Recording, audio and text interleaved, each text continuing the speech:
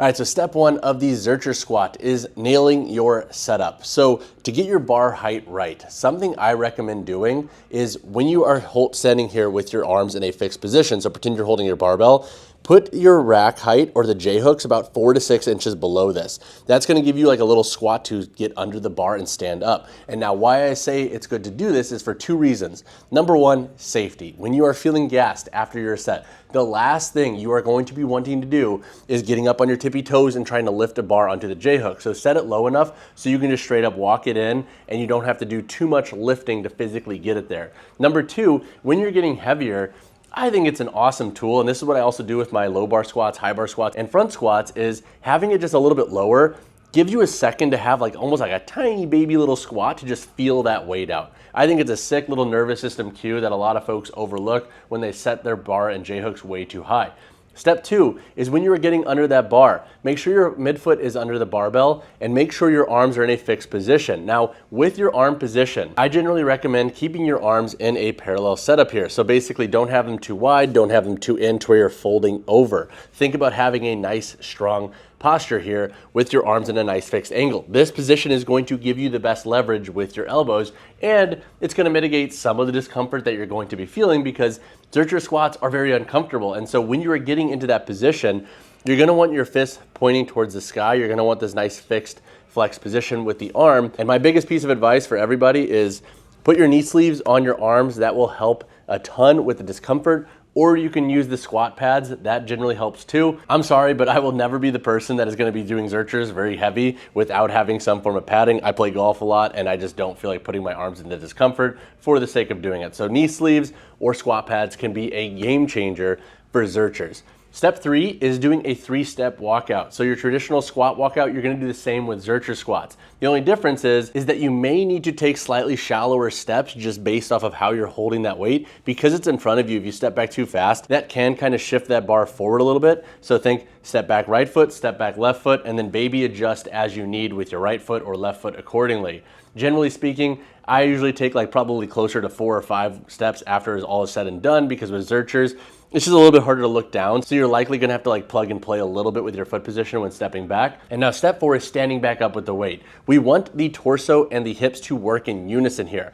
As weight gets heavier, it is always normal to see the torso lag a little bit. That I think is going to be pretty unavoidable for a lot of lifters and athletes, especially as weight gets heavier. And for taller lifters, I think it's gonna be a little bit more apparent. But a couple of cues that I like to think about is thinking about punching to the sky and then bringing my hips through. So with that brace, you think fist to the sky, fist to the sky, stand up, stand up, stand up, and then bring the hips in. And what that generally does, I find, is it helps keep your bar path a lot more perpendicular with the ground, so there's less swaying, just feels a little bit better. Step 5 then is then letting that weight settle a little bit, and then going back through step 3 and 4 of the descent and the ascent. Make sure as you're in between reps with Zercher squats, you're taking note of your overall position with the bar on your arms, your setup and everything like that, and make adjustments as you need. All right, so 3 reasons why Zercher squats are awesome. Number 1, because we have a front-loaded position, I think it's a little bit easier for a lot of lifters to really understand what it's like to squat really deep while loading their body with weight. Now, generally speaking, we'll give like a goblet squat to a beginner because it's easier to squat with that counterbalance. That is the same logic here with Zercher squats. But why I actually kind of like them more than front squats in some ways is there's less bar to entry. For front squats, we have to have a good rack position generally. That's gonna take more time to acclimate to. Not everybody has the mobility out of the jump. Also, if you are a taller lifter or if you have a slightly weaker torso and back muscles, it can be a lot harder to maintain a really good rack position too as weight gets heavier. With Zercher squats, once you get past the discomfort, I think this position is just a little bit more true for a wider range of lifters. And what I mean by true is that when we load Zercher squats, generally, we can get most lifters and athletes to a really good deep squat position without having to do too much extra work or spend a lot of time on warming up, etc. So all that said, they're a fantastic squat variation for getting really deep squats with a really wide range of clientele. The second reason why Zercher squats are awesome is they're kind of a full body exercise. Since you're squatting deep, you're gonna have a lot of glutes, adductors, and quads involved in this exercise, along with the calves, tib anterior, etc. But you're also gonna have a nice torso stimulus. Because we're holding the bar in front of us, we're gonna have a nice core engagement, having to hold the position here with the barbell. We're gonna get a nice little arm pump too, because we're holding an isometric basically with our biceps and arms and forearms. And then we're also gonna get a nice stimulus on our back. So when it comes to giving you a lot of bang for your buck, it's really tough to beat a nice high volume day of Zercher squats, especially when it comes to, trying to get a nice big stimulus for the legs, but then also having nice secondary benefits for muscles like the core and some of the back muscles and upper body muscles. The third reason why Zercher squats are awesome, besides the fact that they train a lot of muscles and they can get you into a really good deep squat position for most lifters, is they tend to be a really good squat variation for working around lower body injuries, and more specifically, knee discomfort stuff. So for me personally, I've always had to battle quad tendon stuff. That's from hockey and rupturing my quad from squatting and a prep for a powerlifting meet. So I'm constantly kind of going back and forth with achy knees.